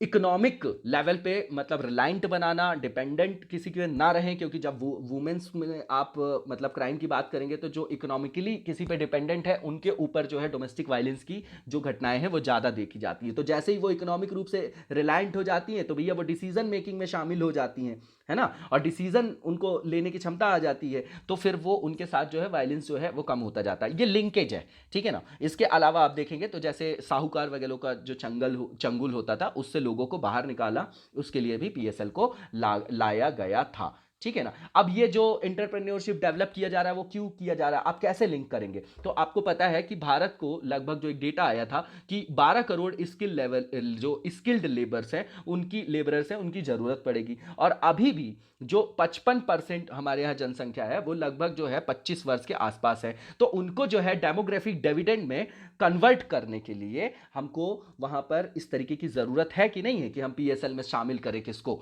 जो आपका स्टार्टअप्स वगैरह है, ठीक है ना। क्योंकि जो है एक्सपोर्ट अर्निंग आप देखेंगे ना MSME सेक्टर से तो लगभग 40% है, ठीक है ना। और जबकि आप MSME में जो कार्यरत लोग हैं, जो वहां पर जो वर्कर्स है, जो काम कर रहे हैं, वो लगभग 12 करोड़ लोग हैं, लेकिन उसमें से केवल 4% लोग जो है बेचारे वो फॉर्मल जो है उनको क्रेडिट फैसिलिटी मिलती है। तो इसलिए जो है PSL की जरूरत है, ठीक है ना। स्टैटिक मैंने आपको लिंक कर दिया है, ठीक है ना। तो इसमें जो मतलब और भी प्रावधान है, जैसे आप देखेंगे कि PSL में अगर बात करें अगर अपन, तो इसका जो टारगेट है 40% का है। डोमेस्टिक जो अपने बैंक हैं इसमें डायरेक्ट और इनडायरेक्ट सब टारगेट्स भी हैं, जैसे SC ST के लिए 7.5% था, तो और माइक्रो एंटरप्रेन्योर्स के लिए 10% था, है ना। वहीं विदेशी बैंकों की बात करेंगे तो उसमें कम की बात है ना, जिनके पास 20 या मतलब 20 से जो ज़्यादा एक ब्रांच वाला हो गया उनके लिए 40% और जिनके पास 20 से कम है उनके लिए 32% का प्रावधान वहाँ पर किया गया है। लेकिन उनको भी अगले 5 वर्ष में 20 से अधिक शाखाएं जो हैं एक्सपेंड करने के लिए, जो ब्रांचेज हैं उनकी एक्सपेंड करने के लिए बात की जाती है। सब टारगेट्स में आपके एग्रीकल्चर, SC ST, MSMEs आ जाएंगे, है ना। उसमें डायरेक्ट और इनडायरेक्ट दोनों आता है, जैसे खाद बीज आ गया डायरेक्ट में, इनडायरेक्ट में आपका लाइक R&D हो गया आपका, ठीक है ना, हाई यील्डिंग वैरायटीज के लिए, माइक्रो इरिगेशन के लिए। तो काफ़ी डिटेल में अपन ने ये PSL कर लिया है और इसी के साथ आपका जो है प्राइमरी सेक्टर लैंडिंग जो सर्टिफिकेट्स हैं उसकी भी चर्चा कर लेते हैं अपन। तो जो आपका देखिए, मान लीजिए इसी में समझिए कि जो प्राइमरी सेक्टर लैंडिंग है आपका, उसका टारगेट जो बैंक्स को दिया गया वो नहीं पूरा हुआ, ठीक है। तो गवर्नमेंट ने बोला कि उसको जो बचा हुआ है, आप जो भी पहले की बात कर रहा हूं मैं, इसमें चेंजेस की बात अब कर, जो पहले जो बचा हुआ इसका फंड होता था तो बोलते थे आप कि जो ग्रामीण अवसंरचना विकास फंड था, है ना, जो रूरल इंफ्रास्ट्रक्चर डेवलपमेंट फंड था, आप वहां उसको क्या करो, वहां पर इन्वेस्ट कर दो। लेकिन अब जब एक मतलब काफी टाइम बाद जब देखा गया कि ये जो प्रोसीजर था उसमें बहुत ज्यादा देरी होती थी, इसलिए फिर प्राइमरी सेक्टर लैंडिंग सर्टिफिकेट की बात की गई कि भैया आप सर्टिफिकेट बनाओ। अब समझिएगा बात को, कुछ ऐसे बैंक हैं आपके जो अपने जो टारगेट है वो 40% से भी ज्यादा जो टारगेट है अचीव कर लेते हैं, और कोई जो दूसरा बैंक है वो बेचारा जो है नहीं पूरा कर पाया तो 25% कर पाया। तो जो बैंक 40% से ज्यादा कर लिया तो वो अपने टारगेट्स को इसको बेच सकता है जिसने पूरा नहीं किया। समझ गए आप कि सर्टिफिकेट क्यों, कि कोई जो है किसी सेक्टर में बहुत अच्छा परफॉर्म कर रहा है, कोई किसी सेक्टर में कर रहा है, तो जिसका टारगेट पूरा हो गया और ज्यादा हो गया वो उसको बेच सकता है, और जिसका कम है वो उससे खरीद सकता है। यही है आपका प्राइमरी सेक्टर लैंडिंग सर्टिफिकेट। मतलब क्या कि जो भी बैंक्स हैं जिनको टारगेट दिया गया है, जितना मतलब मान लीजिए 40% का जो है टारगेट वो दिया गया, अब वो 40 की जगह 60% का उन्होंने टारगेट अचीव कर लिया, तो बचा जो 20% है वो उसका सर्टिफिकेट जारी कर सकते हैं बैंक्स, ठीक है ना। और सब टारगेट्स को भी अब इससे क्या होगा, इसका जो इंपॉर्टेंस है वो देख रहे हैं कि ये बेच देंगे तो उससे जो है वो बैलेंस भी हो जाएगा। तो एक तरीके से जिसने ज्यादा टारगेट अचीव किया उसको क्या मिल गया, मतलब वहां पर मोटिवेशन मिल गया, और जिसने नहीं किया है वो भी उसको वहां से खरीद सकता है। तो एक तरीके से वो टारगेट पूरा करने के लिए उसको वहां से क्या एक रास्ता मिल गया, एक नया वे आपने दे दिया, ठीक है। अब इसकी इंपॉर्टेंस क्या होगी, तो इसकी इंपॉर्टेंस ये है आपकी कि सब टारगेट्स जो हैं जैसे अलग अलग है ना, SC ST के लिए, वुमेन के लिए, फिर एग्रीकल्चर के लिए, एंटरप्रेन्योरशिप के लिए, माइक्रो सेक्टर में एक्सपोजर के लिए, है ना, तो सब जो अलग अलग है, तो ये जो है सब लोग, हर बैंक का हर एरिया में अलग अलग जो डोमेन होता है उसमें वो अच्छा परफॉर्म करते हैं, किसी में खराब करते हैं, तो इससे जो सारे सब टारगेट्स हैं उनको पूरा करने में हेल्प मिलेगी, ठीक है ना। उसके बाद ये है कि जो प्राइमरी सेक्टर लैंडिंग सर्टिफिकेट है, इससे एक जो है एटीट्यूड डेवलप होगा, उससे कंपटीशन बढ़ेगा किसमें, बैंक्स में। तो जो बैंक के ऑपरेशन है वो जो है ज्यादा अच्छे से उसको वो क्या कर सकेंगे, इंप्लीमेंट कर सकेंगे, ठीक है ना। उसके बाद आप देखेंगे तो जो आपका ई कुबेर पोर्टल है, आपका ई कुबेर पोर्टल, उसके द्वारा इसके जो फंडिंग की जो भी प्रोसेस होगी उसको पूरा किया जाएगा, और इसके साथ ही जो कंपैरेटिव एडवांटेज का जो प्रिंसिपल होता है उसको भी ये क्या करेगा, इंश्योर करेगा। जैसे एग्जांपल, इसमें जैसे मान लीजिए R&D को उसने क्या किया, मतलब R&D को उसने टारगेट किया, एग्रीकल्चर को टारगेट किया, तो इससे क्या होगा, एक स्पेशलाइजेशन, मतलब एक स्पेशलाइज्ड जो आपकी मतलब डोमेन है वो विकसित होगा, मतलब क्षेत्र विशेषज्ञ, सेक्टर स्पेसिफिक जो स्पेशलाइजेशन है वैसे कल्चर को ये प्रमोट करेगा, ठीक है ना।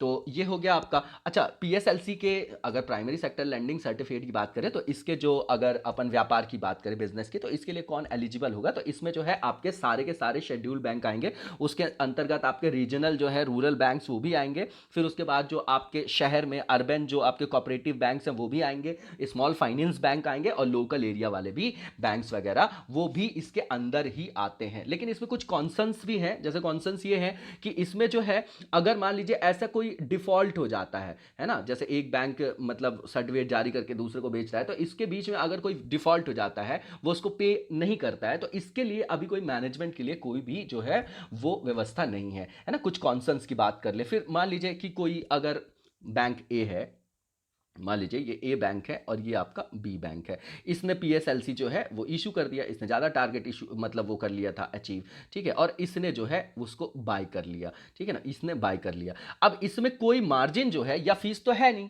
तो इसको जो है RBI को मतलब एक टाइम बीइंग में रिव्यू करना होगा, कि भैया जो फीस होगी वो अफोर्डेबल होनी चाहिए, नहीं तो वहां पर डिफॉल्ट हो सकता है। तो आरबीआई को ये इंश्योर करना होगा कि जो बैंक्स हैं वो एक्सेस सर्टिफिकेट ना जारी कर दें, इशू ना कर दें अपने एक्स्ट्रा प्रॉफिट के लिए। तो यहां पर जो क्रेडिट वर्दीनेस है उसको देखे बिना जो है वो लोन बढ़ने की एक कंसर्न जो है, एक ऐसी संभावना व्यक्त की जा रही है। और अगर ऐसा हुआ तो फिर आपका एनपीए तो वैसे भी रेज हो रहा है, ठीक है ना, तो वो और भी उसको क्या करेगा, रेज कर सकता है। तो ये अपन ने प्राइमरी सेक्टर लेंडिंग सर्टिफिकेट के बारे में सारी की सारी चीजें देख ली। देखिए वो यहां पर वही बता रहे हैं कि कौन कौन से सेक्टर इसमें, तो एग्रीकल्चर है, एमएसएमईज है, आपका एक्सपोर्ट क्रेडिट है, एजुकेशन है, हाउसिंग है ना, ये कुछ कैटेगरीज इसके अंतर्गत जो है वो सम्मिलित है। अब अपन नेक्स्ट न्यूज देखेंगे और ये आपका जीएस पेपर 1 से है। और जीएस पेपर 1 मतलब कल्चर वाले पार्ट से है ना। ये अविंद्रनाथ टैगोर जी और इंपॉर्टेंट पर्सनालिटी में भी इनको गिना जा सकता है। ये आपके नेफ्यू हैं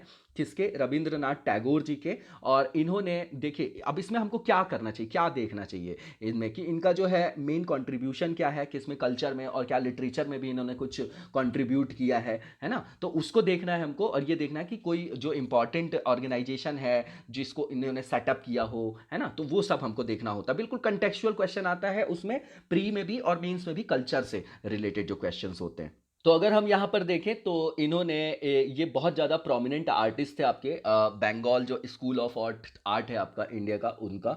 और इन्होंने मेजरली इनका जो सबसे बड़ा कंट्रीब्यूशन है, इन्होंने जो मतलब आपकी इंडिजीनियस जो स्वदेशी वैल्यू थी ना, अब इसको आप स्वदेशी आंदोलन में भी यूज़ कर सकते हैं। मैं लिंकेज बता रहा हूँ आपको किस तरीके से फैक्ट्स को यूज़ करना है ना, कि जो अगर हम बात करें कि स्वदेशी वैल्यू को इन्होंने आर्ट में भी वहां पर इनकलकेट किया, उसमें उन्होंने एम्बेडेड किया उनको, मतलब ये सपोर्टर्स थे किसके, स्वदेशी वैल्यूज के, ठीक है ना। उस समय हमारे यहाँ क्या है, 1905 के बाद आप देखेंगे जैसे 1900 के बाद तो स्वदेशीकरण, होम रूल की बात हो रही है। तो फिर वो कैसे उसको क्या कर पाएंगे, मतलब उसको रैशनल लेवल पे किस तरीके से उसको चरितार्थ कर पाएंगे, तो उसके लिए इन्होंने उन स्वदेशी वैल्यू को आर्ट में भी क्या किया, एम्बेडेड किया, लाया उन्होंने, ठीक है ना। तो इनका जो कंट्रीब्यूशन है वो इंडियन आर्ट एंड कल्चर में इस रेफरेंस में बहुत ज्यादा है कि ये पहले ऐसे जो थे कंट्रीब्यूटर थे, सपोर्टर थे, जो आपके स्वदेशी मूल्यों को क्या कर रहे थे, मतलब अपना समर्थन दे रहे थे। इसके बाद जो इनके मेन काम है, जो मेन कंट्रीब्यूशन है, आप देखिए कि इन्होंने जो बंगाल स्कूल ऑफ आर्ट है इन्होंने क्रिएट किया, जो उसके अंतर्गत जो है Indian society of oriental art को इन्होंने, है ना, उन्होंने पहले Indian society of oriental art को इस्टेब्लिश किया और उसके बाद उन्होंने, इसके बाद ही उन्होंने बंगाल स्कूल ऑफ आर्ट की क्या की, स्थापना की। तो ये दो आपको जो है फैक्ट्स वो इंपॉर्टेंट हो गए। इसके अलावा ये जो है इंडियन कल्चर को, है ना, इंडियन आर्ट में इंडियन कल्चर को, इंडियन वैल्यूज को और उसमें जो इंडियन स्पिरिचुअलिटी है उसको इंपॉर्टेंट देते थे और ये अपोज करते थे। अब अगर ये ऐसा करेंगे तो अपोज किसको करेंगे, जो वेस्टर्न फिलॉसफी है, जो मटेरियलिज्म है, जो भौतिकवाद है ना, जो आपका कैपिटलिज्म जो अप्रोच है, कैपिटलिस्ट जो इकोनॉमी है, उसी का तो रिजल्टेंट है मटेरियलिज्म। मटेरियलिज्म ही तो है Nike, nuclear family, pizza, burger, वो मटेरियलिज्म तो है। आज बोलते हैं ना हम कि सेंटिमेंट्स खत्म हो गए लोगों के बीच में से, पैसा ही सब कुछ है, तो वो वही है, अधिक से अधिक मुनाफा अर्जित करना, अधिक से अधिक प्रॉफिट को गेन करने की जो मेंटालिटी होती है, वही आपका कैपिटलिस्ट इकोनॉमी का एक मेन फीचर है और वही मटेरियलिज्म को क्या करता है, प्रमोट करता है। तो इन्होंने मटेरियलिज्म को रिजेक्ट किया और जो आपके स्पिरिचुअलिटी है, जो स्पिरिचुअलिज्म है, उसको वो प्रमोट करते थे, उनको वो जोर देते थे उसमें। और इनका जो आइडिया था, है ना, his idea of modernising Mughal and Rajput paintings, इसी के साथ फिर जब आप देखेंगे ना तो जो मॉडर्न पेंटिंग है उसका डेवलपमेंट आपको यहां से दिखाई देगा। तो इवेंचुअली इन्होंने बोला कि Mughal and his idea of modernising Mughal and Rajput paintings eventually gave rise to modern Indian painting. Okay, तो आप ये सीधे सीधे देख रहे हैं कि मॉडर्न इंडियन पेंटिंग में इनका कितना बड़ा कॉन्ट्रीब्यूशन है, which took birth at his Bengal school of art. ठीक है, बिल्कुल नॉर्मल सी चीज है ये। इसके बाद आप देखेंगे तो इनके जो अधिकांश कार्य हैं, अगर ये इंडियन वैल्यूज की बात कर रहे हैं आपके, और इंडियन ही आपकी जो स्वदेशी वैल्यूज है, स्पिरिचुअलिटी की बात करें तो किसको प्रमोट करेंगे ये, तो इनका जो मैक्सिमम वर्क है ना वो किसके अराउंड है, हिंदू फिलॉसफी के अराउंड है, ठीक है ना। और इन्होंने स्टार्ट किया था फिर उसके बाद इस इंडियन जो आपकी स्पिरिचुअलिटी है, इंडियन वैल्यूज है, उनको उन्होंने इंटीग्रेट करने की कोशिश की, जो आपका चाइनीज और जापानीज जो आपके आर्ट हैं। क्यों, क्योंकि ये जो वेस्ट की जो मटेरियलिज्म था उसके खिलाफ ये उनको इंटीग्रेट करके और उसका जो है एक प्रत्युत्तर देना चाह रहे थे, उसका एक विकल्प, एक ऑप्शन देना चाह रहे थे, ठीक है ना, इसलिए इन्होंने किया। और उसके बाद calligraphic tradition into his style, वो तो ठीक है, बिल्कुल नॉर्मल सा फैक्ट है। द इंटेंशन क्या था कि इनका अमालगेमेशन करके ये modern pan Asian artist tradition को प्रमोट करें और एक कॉमन एलिमेंट जो है आपका, ठीक है ना, जो स्पिरिचुअल कल्चर और मतलब से रिलेटेड हो, आध्यात्मिक संस्कृति के जो आपके वहां एलिमेंट्स हैं, उनको वो क्या करें, प्रमोट करें और उसमें इंटीग्रेट करें। इसलिए इन्होंने जापानी और जो चीन की जो आपकी मतलब वहां की जो कैलीग्राफिक ट्रेडिशन था उसको भी उन्होंने वहां पर इंटीग्रेट करने की कोशिश की, ठीक है ना,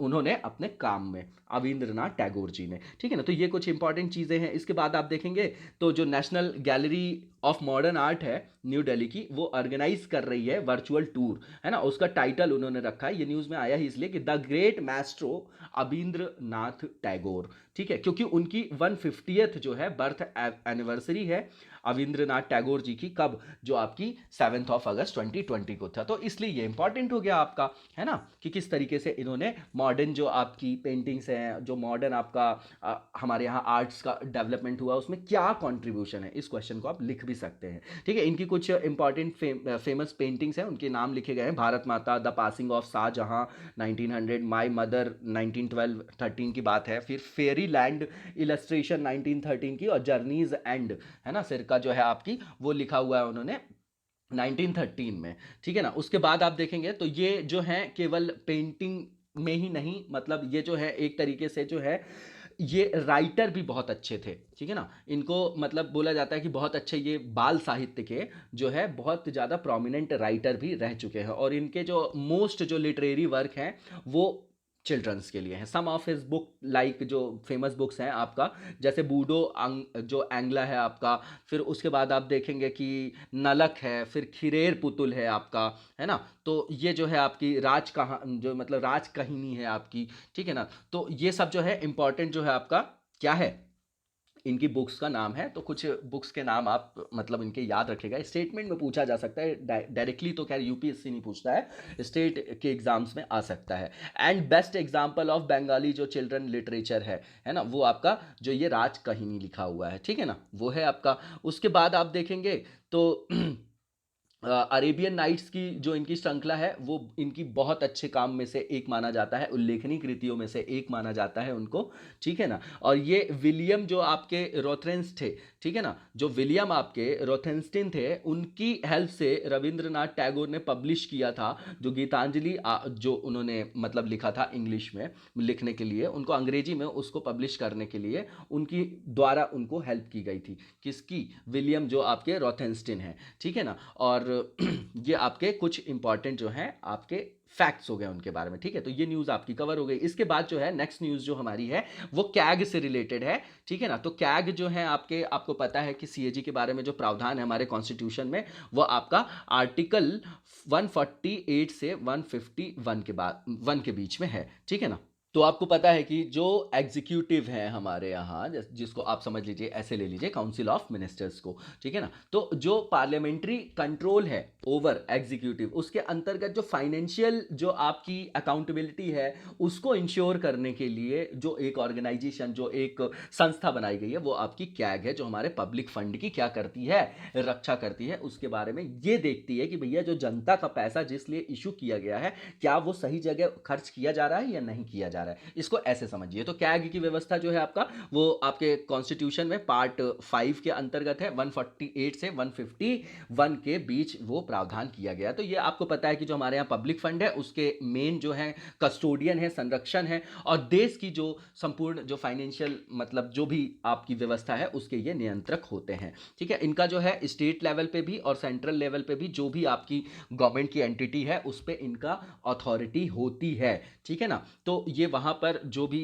आपका इनका कर्तव्य यही है ना कि भारत के संविधान और संसद की जो भी विधियों के तहत, जिस भी रूल के थ्रू, जिस मोटिव से उस फंड को रिलीज किया गया है, तो वो क्या सही जगह खर्च किया जा रहा है कि नहीं, तो वहां पर वो इंश्योर करते हैं कि अकाउंटेबिलिटी और रिस्पॉन्सिबिलिटी जो है किसकी, एग्जीक्यूटिव की, वो उसको इंश्योर करने के लिए ये संस्था बनाई गई। नॉर्मल सा ये फंडा है, इसका ये ऑब्जेक्टिव है इस संस्था को बनाने का। अब ये न्यूज़ में आया क्यों? क्योंकि अभी आपको पता है कि जो फॉर्मर आपके जेएनके के लेफ्टिनेंट गवर्नर थे जीसी मुर्मू जी, उनको अभी रिसेंटली अपॉइंट किया गया है कैग के रूप में। तो अब अपने को क्या चाहिए कि हम जो हैं वो जाकर अपना जो स्टैटिक पोर्शन है ना, उसमें से हम कैग के बारे में सारी जानकारी ले ले। तो इसमें नॉर्मल जो है मैक्सिमम चीज़ें यहाँ पर आ जाएंगी कि इनका जो आपका टेन्योर होता है वो कितने दिन का होता है। तो भैया 6 ईयर्स, क्योंकि कैच है हर जगह 5 साल पढ़ते हैं अपन, तो ये 6 साल है, तो 6 ईयर्स और 65 साल जो पहले हो जाएगा, तो वो तब उनको वहां से क्या किया जाएगा, तब इतनी मतलब टाइम के लिए वो होल्ड कर सकते हैं ऑफिस, या तो 6 साल पहले हो जाए या 65 वर्ष की एज उनकी पूरी हो जाए। अब इनकी ड्यूटीज की बात करें तो मैंने बताया आपको कि जो आपकी मान लीजिए जो सेंट्रल है और जो स्टेट है, उसकी जो आपकी कंसोलिडेटेड फंड की बात है, जो आर्टिकल आपका किस में है, कंसोलिडेटेड फंड जो है आपका 266 में है, ठीक है ना। और जो आपका पब्लिक फंड भी होता है वो भी उसमें लोक लेखा की बात करें तो, और 267 में आपका जो है वो क्या आता है आपका, जहां पर आपका आकस्मिक निधि की बात करते हैं, कंटिजेंसी फंड की बात करते हैं, वो आर्टिकल 267 में है। तो जितने तरीके के फंड होंगे उनकी जो है वो उनको वहां पर अकाउंटेबिलिटी इंश्योर करने के लिए कौन काम करता है, उसका अकाउंट्स का काम कौन करेगा, ऑडिट कौन करेगा, तो आपके कैग करते हैं कि वहां पर जो भी एक्सपेंडिचर हो रहा है कंसोलिडेटेड फंड ऑफ इंडिया से या स्टेट के कंसोलिडेटेड फंड या यूटी से, वहां पर वो कर सकते हैं, उसके बारे में वहां पर उसका ऑडिट और अकाउंट कर सकते हैं, ठीक है ना। ये हो गया। इसके बाद ड्यूटी की बात कर रहे हैं, ये बिल्कुल स्टैटिक पार्ट है। उसके बाद जो कंटिजेंसी फंड होगा, चाहे स्टेट का हो चाहे सेंटर का हो, तो उनके भी सारे जो मतलब एक्सपेंडिचर है उसका जो लेखा परीक्षा होगा वो कौन करेगा, ऑडिट कौन करेंगे, तो वो कैग करेंगे। उसके बाद मान लीजिए कि अगर कोई भी सेंट्रल गवर्नमेंट है या स्टेट गवर्नमेंट है, तो उसके अगर किसी भी डिपार्टमेंट के द्वारा है ना, जो भी ट्रेडिंग है या मैन्युफैक्चरिंग है या प्रॉफिट है, उनकी बैलेंस शीट है या उनका कोई और सब्सिडायरी अकाउंट है, तो उसकी भी वो ऑडिटिंग करते हैं। उसके बाद मान लीजिए कि कोई स्टेट है और कोई मतलब सेंट्रल है और स्टेट है, तो उसके द्वारा प्रत्येक राज्य को जो ग्रांट वगैरह मतलब वो दे रहे हैं, जो ग्रांट्स वगैरह हैं सेंट्रल और जो स्टेट ग्रांट दे रहे हैं सभी, कोई भी बॉडी को या कोई अथॉरिटी को, तो उनकी भी जो रेसिप्ट्स है और जो उनका एक्सपेंडिचर है उनका भी ऑडिट ये करते हैं। और इनके साथ ही जो उनसे रिलेटेड जो रूल्स वगैरह होते हैं, ठीक है ना, उसके अकॉर्डिंग फिर जो पब्लिक सेक्टर की कंपनीज हैं या कोई और बॉडी है, कोई निगम है आपका, है ना, तो उसकी भी कॉरपोरेशन है कोई या कोई बॉडी है, तो उसकी भी ऑडिट्स ये करते हैं। मतलब ये समझिए कि जो भी गवर्नमेंट की कोई भी बॉडी आपको दिखती है तो उसके बारे में जो ऑडिटिंग वगैरह है उसके बारे में अथॉरिटी उनको दी गई है। उसके अलावा आप देखेंगे तो ही असर्टेन्स जो लिखा हुआ है ये सर्टिफाइड करते हैं कि मतलब net proceeds of any tax और duty and his certificate is final on the matter. उसके अलावा आप देखेंगे तो जो भी सरकार के डिपार्टमेंट्स हैं वहाँ पे जो भी जमा पूंजी वगैरह उसकी भी वो जांच कर सकते हैं, और सभी जो कंपनीज हैं पीएसयूज वगैरह, कोई भी गवर्नमेंट की जो कंपनीज है उनके भी एक्सपेंडिचर की वो ऑडिट कर सकते हैं, ठीक है ना। तो ये जो है उनके कुछ कामों की बात कर लिया अपन ने। उसके बाद इनकी रिपोर्ट जो है, ये रिपोर्ट किसको देते हैं, तो ये जो अपनी रिपोर्ट है वो सबमिट करते हैं सेंट्रल और स्टेट को। तो सेंट्रल के बिहाफ में प्रेसिडेंट को और स्टेट के बिहाफ में गवर्नर को। उसके बाद फिर वो प्रेसिडेंट जो है वो पार्लियामेंट में आपके लोकसभा में, और उसके बाद जो वो वहां है विधानसभा में, स्टेट लेजिस्लेचर में और सेंट्रल लेजिस्लेचर में कौन रखेंगे, तो यही लोग रखेंगे। और इसी में फिर आप एक कमेटी की बात सुनते हैं जिसको पब्लिक अकाउंट कमेटी है, जो इनकी जो रिपोर्ट है उसको वो रिव्यू करती। सबसे इंपॉर्टेंट जो है हमारे यहाँ पार्लियामेंट्री फाइनेंशियल जो कमेटी है वो आपकी पब्लिक अकाउंट कमेटी है, ठीक है। और ये 3 तरीके की रिपोर्ट को मतलब प्रेसिडेंट को सबमिट करते हैं। उसमें ऑडिट रिपोर्ट जो होती है, एक तो एप्रोप्रिएशन जो है आपका, देखिए आर्टिकल जैसे आप 112 देखेंगे तो वहां पर क्या मतलब हमारे यहाँ बात की कि नहीं, बजट शब्द का हमारे यहाँ यूज नहीं है, कॉन्स्टिट्यूशन है, एनुअल फाइनेंशियल स्टेटमेंट बोलते हैं। उसी के बाद आप देखेंगे 113 114 है ना, तो उसमें जो है आपका अप्रोप्रिएशन अकाउंट की बात की गई। तो वही बोल रहे हैं कि अप्रोप्रिएशन अकाउंट्स की, और फिर ऑडिट रिपोर्ट और फाइनेंस अकाउंट, और जो audit report on public undertaking, मतलब 3 तरीके की। एक तो जो पीएसयूज की जो ऑडिट रिपोर्ट है वो देते हैं, उसके अलावा जो मतलब फाइनेंस अकाउंट्स है उसमें ऑडिट रिपोर्ट देते हैं, और अप्रोप्रिएशन जो अकाउंट है उसके लिए तो 3 रिपोर्ट देते हैं। कंटेक्चुअल चीजें प्रीलिम से पूछा जा सकता है ये, है ना, तो ये देख लीजिएगा, बहुत इंपॉर्टेंट तो नहीं है। और सीएजी और पीएसी की बात करें तो ये जो है इसमें बोला जाता है कि he acts as a guide, friend and philosopher of the public account committee of the parliament. तो कैग जो है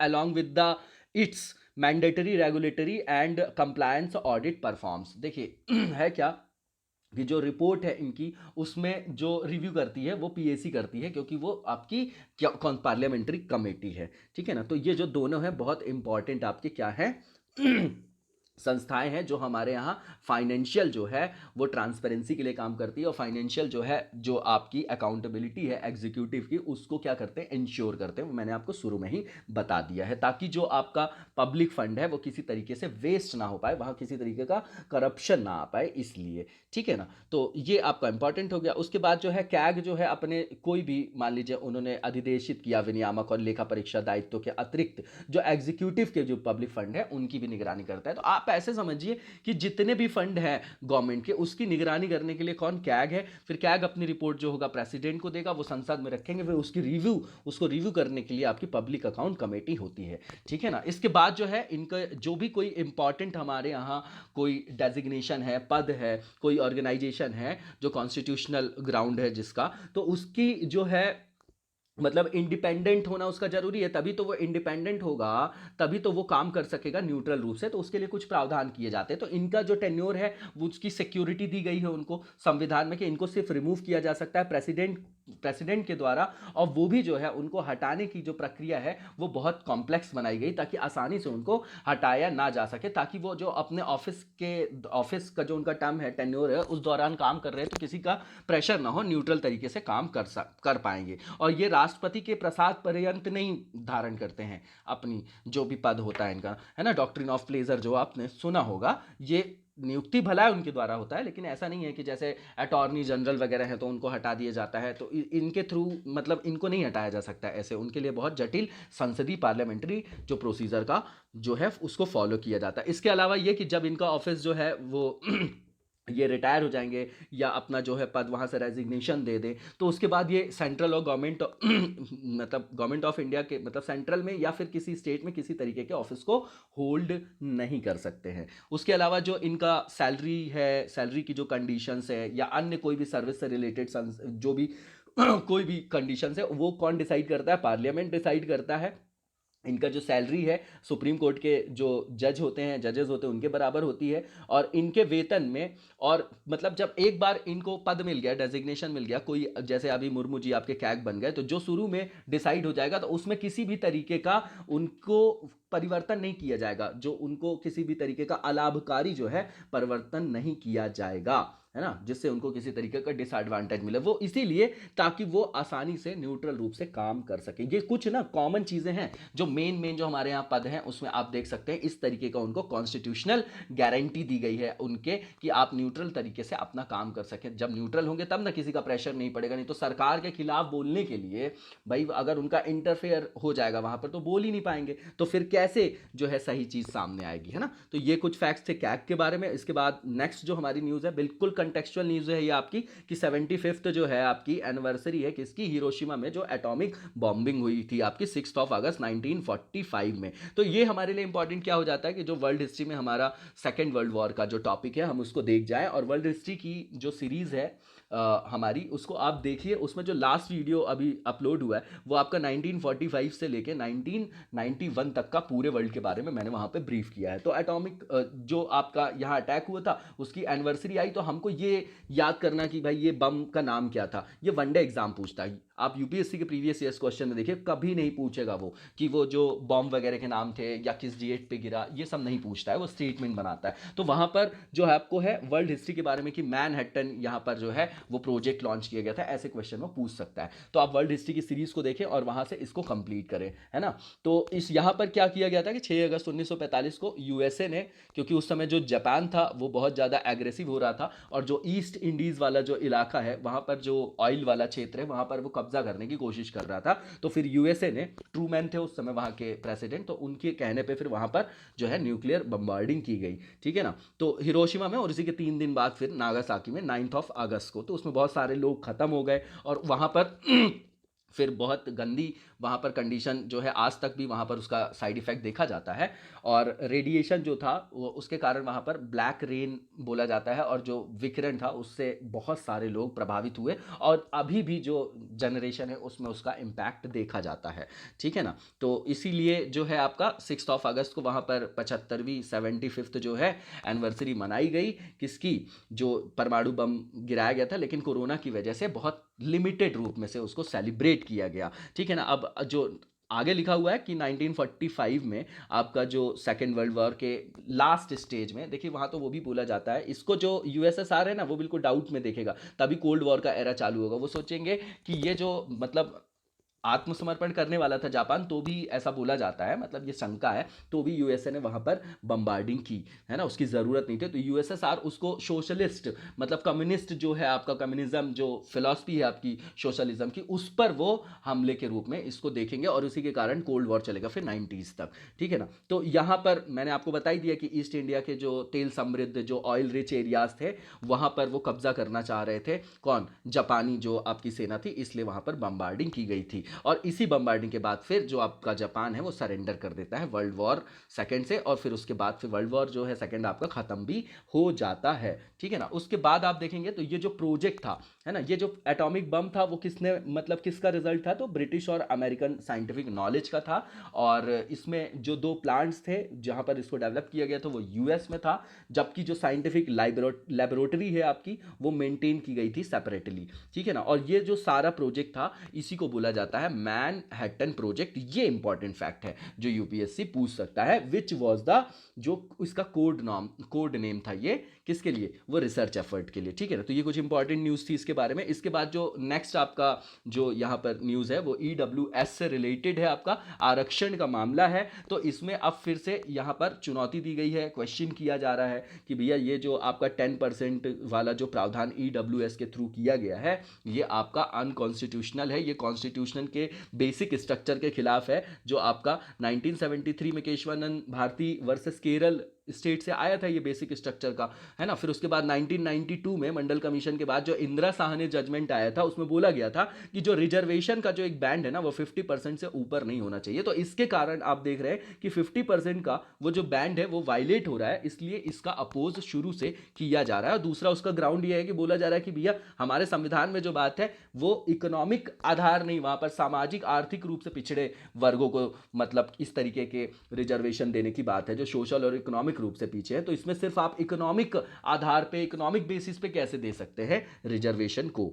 इसीलिए यहाँ पर 5 जो जजेस की बेंच है जो आपकी कॉन्स्टिट्यूशनल बेंच बोला जाता है, वहां पर इसके सब्सटेंशियल क्वेश्चन ऑफ लॉ के रेफरेंस में इसको वहां पर रेफर किया गया है ना। और उसका ग्राउंड वही है कि ये 50% की जो बैंड है, जो लिमिट है, उसको ये वायलेट कर रहा है। ठीक है ना। अब इसके साथ क्या है कि ये जो अब जो कॉन्स्टिट्यूशनल बेंच है आपकी उसके सामने किस किस तरीके के लीगल चैलेंजेस हैं, है ना, इसको मतलब भेजने के लिए, है ना। तो वो आपको देखना पड़ेगा। वही डिबेट है आपकी इंदिरा साहनी को लेके, 50% का जो आपका बैंड है वो वायलेट हो रहा है। अब ये कॉन्स्टिट्यूशन में जो आपका आर्टिकल 145 सब क्लॉज उसका 3 है, उसके अंतर्गत बताया गया है कि संविधान की अगर व्याख्या करना है, इंटरप्रिटेशन कौन करेगा संविधान का, सुप्रीम कोर्ट करेगी। तो उसके अंदर जो कॉन्स्टिट्यूशनल बेंच होगी वो कौन होगी, तो जिसमें कम से कम 5 जजेस होंगे, है ना, सुप्रीम कोर्ट के, उसी को कॉन्स्टिट्यूशनल बेंच जो है वो बोला जाता है। अब जो सुप्रीम कोर्ट ने 2013 में कुछ जो है रूल्स के बारे में बताया था, जब वो फंडामेंटल राइट्स के वायलेशन से रिलेटेड जो पेटिशन थी उस पर बात कर रहे थे, तो उनमें उन्होंने बोला कि अगर कोई विधि से संबंधित महत्वपूर्ण प्रश्न नहीं है, मतलब लॉ से रिलेटेड जो है महत्वपूर्ण इंपॉर्टेंट क्वेश्चन नहीं है वहां पर, तो उसमें जो है 2 जजेस भी बैठ के वहां पर उसकी सुनवाई कर सकते हैं, है ना। जहां पर मतलब unless it raises substantial question of law, है ना, मतलब अगर वो सब्सटेंशियल क्वेश्चन ऑफ लॉ का से मतलब सिंक्रोनाइज नहीं है, तो वहां पर 2 जो जज हैं वो भी उसकी सुनवाई कर सकते हैं। इन दैट केस अ 5 जज bench would hear the case. लेकिन अगर विधि से रिलेटेड है ना, अगर सब्सटेंशियल क्वेश्चन ऑफ लॉ है तो फिर वो वहां पर कॉन्स्टिट्यूशनल बेंच की जरूरत पड़ेगी। 5 लोगों की जो जज होंगे उसी को कॉन्स्टिट्यूशनल बेंच बोला जाता है। और अगर ऐसे सब्सटेंशियल कोई भी लॉ के क्वेश्चन से रिलेटेड वो टॉपिक नहीं है, वो वहाँ पर इंटरप्रिटेशन उससे सिंक्रोनाइज नहीं है, तो वहाँ पर दो जजेस भी सुनवाई कर सकते हैं, ठीक है ना। अब पहला जो इसके अंतर्गत जो कानून में जो दो आधार है जिसमें इनको चुनौती दिया गया है, 103 नंबर का जो आपका क्या है अमेंडमेंट है EWS वाला, तो उसके अंतर्गत जो है वो वही दो ग्राउंड है जो मैंने आपको बताया। एक तो 50% का जो बैंड है उसका जजमेंट का वो लिया जा रहा है, इंदिरा साहनी वाला 1992 वाला केस, और दूसरा ये कि जो संविधान में जो एकमात्र आधार है वो इकोनॉमिक ग्राउंड है ही नहीं है, वहां पर ये बोल रहे हैं कि भैया जो इकोनॉमिकल सोशियो है ना, दो बात है, वह समाज आर्थिक रूप से जो पिछड़े हुए लोग हैं ना, उनको वहां पर मेन स्ट्रीम में डेवलपमेंट के सोसाइटी के लाने के लिए ऐसे रिजर्वेशंस वगैरह दिए जाते हैं। तो ये जो है आपका बेसिक स्ट्रक्चर ऑफ कॉन्स्टिट्यूशन का वायलेशन है, तो ये यहाँ पर पहला ग्राउंड रखा गया है। दूसरा ग्राउंड जो है आपका इंदिरा साहनी वाला, जो मैंने आपको पहले ही बता दिया है कि भैया पिछड़े वर्ग की पहचान के लिए इंदिरा साहनी में कोर्ट ने बोला था कि जो इकोनॉमिक बैकवर्डनेस है वो एकमात्र आधार नहीं हो सकता, है ना, उसमें सोशियो जो बैकवर्डनेस है उसको भी देखना चाहिए। तो ये मतलब कोर्ट ने वहां पर जजमेंट दिया था, तो उसका हवाला दिया जा रहा है इसमें। उसके बाद जो है आपका कि जो इसमें अमेंडमेंट हुआ था वो आपको पता है आर्टिकल 15, 16 सब क्लॉज 4 के अंदर है, वो आप एक बार उसको रिवाइज कर लीजिएगा, ठीक है। तो वहां पर इसके थ्रू उनको इकोनॉमिक बैकवर्डनेस के बेसिस पे उनको 10% का रिजर्वेशन दिया जा रहा है, ठीक है ना। तो वही चीज़ यहाँ पर लिखी है कि ये मूल संरचना का हिस्सा नहीं है भैया, 50% को वायलेट कर रहा है। तो यहाँ पर जो 3 न्यायाधीशों की जो बेंच थी आपकी, 3 जजेस की जो बेंच थी, had refused to stay the implementation of the जो आपका 103 नंबर का अमेंडमेंट एक्ट है विच प्रोवाइड्स द 10% कोटा, ठीक है ना। तो कॉन्स्टिट्यूशनल बेंच क्या होती है वो मैंने आपको बता दिया कि जो सब्सटेंशियल क्वेश्चन मतलब होता है किसी लॉ से रिलेटेड, तो वहां पर उसके इंटरप्रिटेशन के लिए जहां पर मिनिमम जो है एटलीस्ट 5 जजेस की बेंच को रेडी किया जाता है, जिसके बारे में आर्टिकल 145 सब क्लॉज 3 में बात की गई है, उसको कॉन्स्टिट्यूशनल बेंच बोला जाता है, ठीक है ना। इसके बाद जो है हमारा ये लास्ट न्यूज़ थी हमारी, हम अब क्वेश्चन देखेंगे।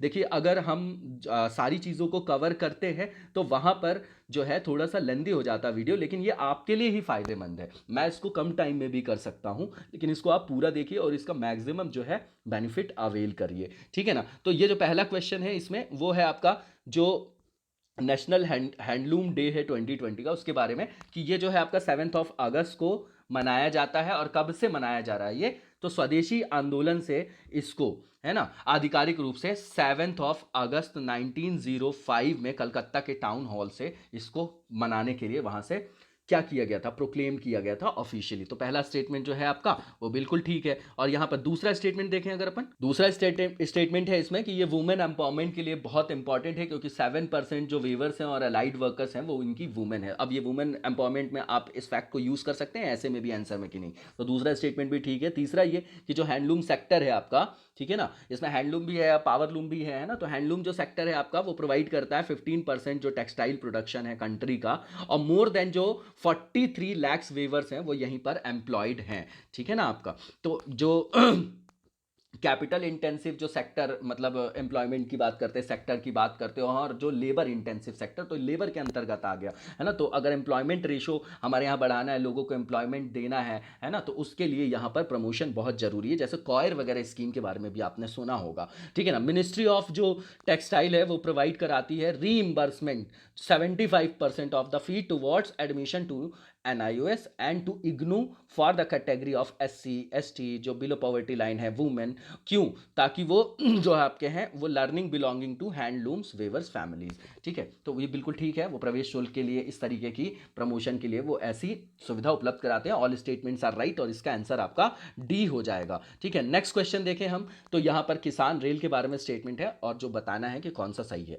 तो इंडियन रेलवे ने इंट्रोड्यूस किया है किसान रेल को, एक स्पेशल पार्सल ट्रेन है ये, है ना, और ये जो है आपका देवलाली महाराष्ट्र से लेके दानापुर बिहार के लिए है, ठीक है ना। और ये जो अनाउंसमेंट है pursuance of announcement made by finance minister in union budget 2020-21 में इसकी जो है अनाउंसमेंट किया गया था। दूसरा ये कि जो ये किसान रेल है वो महाराष्ट्र के नासिक में जो एक जगह है देवलाली, वहां से स्टार्ट होगी, बिहार के दानापुर तक जाएगी, दानापुर तक। और महाराष्ट्र के देवलाली से बिहार के दानापुर तक लगभग जो ट्रैवल का टाइम है वो 31 आवर है, और जो मतलब डिस्टेंस है वो 1519 किलोमीटर है ना। तो ये किलोमीटर और आवर्स यूपीएससी नहीं पूछता, स्टेट गवर्नमेंट के जो एग्जाम्स हैं जैसे बिहार का स्पेसिफिक एग्जाम हो तो वहाँ पूछा जा सकता है। ये ट्रेन जो है वो एक तरीके का मतलब जो ये अनाउंसमेंट है, ये जो ऑपरेशनलाइज किया गया इसको, जो इसको इम्प्लीमेंट किया गया है, तो ये एक step towards realising the goal of doubling farmers income है ना। वही जो अपन पढ़ रहे थे कृषि की समस्या के बारे में, तो उसके बारे में भी ये फैक्ट यूज कर सकते हैं। तो इंडियन रेलवे ने एम किया है कि जो फार्मर की जो हमको इनकम 2022 तक डबलिंग करनी है, उनकी इनकम को डबल करना, उसके तरफ ये एक अच्छा कदम है ना, विद द लॉन्च ऑफ किसान रेल। तो ये भी स्टेटमेंट बिल्कुल नॉर्मल सा है। लास्ट वाला ये है कि ये ट्रेन जो है बहुत कम समय में, जैसे पेरिशेबल फूड्स है, सब्जियां हैं, फल है, तो ऐसे जो एग्रीकल्चरल आपके क्या हैं प्रोडक्ट्स हैं उनको मार्केट तक लाने में हेल्प करेंगे। देखिए मार्केट लिंकेज में ही ये काम चल रहा है, जो अपन इनपुट आउटपुट और बीच की बात कर रहे थे एग्रीकल्चर सेक्टर में। तो ऑल स्टेटमेंट्स आर राइट और इसका आंसर आपका डी हो जाएगा। तो आप जो आज क्वेश्चन लिखेंगे, एक तो आप इसमें ये क्वेश्चन एक ही क्वेश्चन लिखेगा कि व्हाट इज जो आपका प्राइमरी सेक्टर लैंडिंग है and primary sector lending certificates, और उसके जो मेन ऑब्जेक्टिव्स हैं और जो मेन उसमें क्या है कॉन्सर्न आ रहा है, इसको आपको डिस्कस करना है कि प्राइमरी सेक्टर लैंडिंग क्या है और प्राइमरी सेक्टर लैंडिंग सर्टिफिकेट्स क्या हैं और इसके क्या उद्देश्य हैं इनको लाने के, और इनके समक्ष किस तरीके की चुनौतियां हैं। तो कल मिलते हैं, best of luck, thank you so much, और रेगुलर आंसर राइटिंग प्रैक्टिस करते रहिए। Thank you so much.